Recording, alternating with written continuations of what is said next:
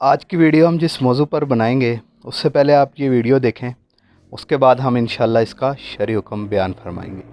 Video پوری watch کرنا please. ربی من کل ذنب و اتوب الیہ، یہ دعا اپنے 10 دوستوں میں شیئر کرو، اللہ تعالیٰ تم پر سے ہر مصیبت ہٹا دے گا۔ اگر اللہ تعالیٰ پر بھروسہ ہے تو یہ دعا شیئر کر کے دیکھ لو۔ السلام علیکم ورحمۃ اللہ۔ بس اوقات میسیج موبائلوں پر، واٹس ایپ پر بہت زیادہ آتے ہیں کہ اس میسیج کو شیئر کرو، نہیں کرو گے تو 10 دنوں کے اندر نقصان اٹھاؤ گے۔ اس میسیج کو شیئر کرو چونکہ فلاں شیخ نے مکہ مکرمہ یا مدینہ کے اندر ایک خواب دیکھی ہے، تو اس کو خواب میں یہ بات آئی ہے کہ جو اس میسیج کو شیئر کرے گا اس کو بہت زیادہ ثواب ملے گا، فلاں فلاں فلاں انعامات ملیں گے۔ اسی طرح آج ہم نے 1,00,000 درود شریف کو مکمل کرنا ہے، لہذا اس میسیج کو زیادہ سے زیادہ پھیلاؤ تاکہ لوگوں کے پاس پہنچے اور وہ درود شریف پڑھ سکیں۔ اور اسی طرح یہ بھی میسیج میں بسا اوقات کہا جاتا ہے کہ کوئی بدبخت آدمی ہوگا نعوذ باللہ کہ جو اس میسیج کو شیئر نہیں کرے گا۔ اب ایسے میسیجز کا کیا حکم ہے؟ سب سے پہلی بات تو یہ یاد رکھیں کہ شریعت کے اندر خواب حجت نہیں ہے۔ میں کوئی خواب دیکھتا ہوں کہ بھائی کل جو ہے وہ خلافت نافذ ہو جائے گی یا کچھ اور ہو جائے گا، اس طرح کرو اس طرح کرو، تو خواب میرے حق میں تو حجت ہے لیکن میں اس کو دوسروں کے اوپر نافذ نہیں کر سکتا۔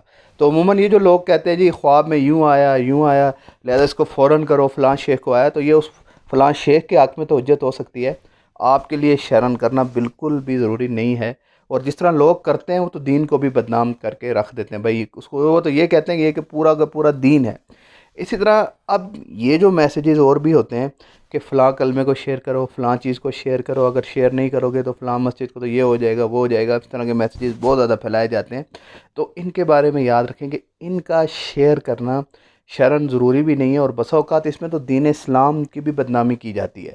اس سے پہلے بھی ہم نے ایک موضوع پر جو ہے وہ ویڈیو بنائی تھی کہ اس میں بسا اوقات ایسی احادیث بھی پھیلائی جاتی ہیں جو سرے سے ذخیرہ حدیث کے اندر موجود ہی نہیں ہوتی، اور ایسی حدیث کے بارے میں حضور اقدس صلی اللہ علیہ وسلم کا ارشاد ہے کہ جو شخص مجھ پر جان بوجھ کر جھوٹ بولے اس شخص کو چاہیے کہ وہ اپنا ٹھکانہ جہنم میں بنا لے۔ لہذا شریعت کے مسائل اور شریعت کی چیزوں میں بہت زیادہ حد درجہ احتیاط کریں، اور ایسے میسیجز نہ خود آگے بھیجیں نہ پھیلائیں۔ البتہ بعض چیزیں ایسی ہیں جو ہیں تو باعث برکت باعث ثواب تو ہیں، لیکن اس کا دوسروں کو پابند نہیں کیا جا سکتا، جیسے درود شریف وغیرہ۔ جزاک اللہ خیر۔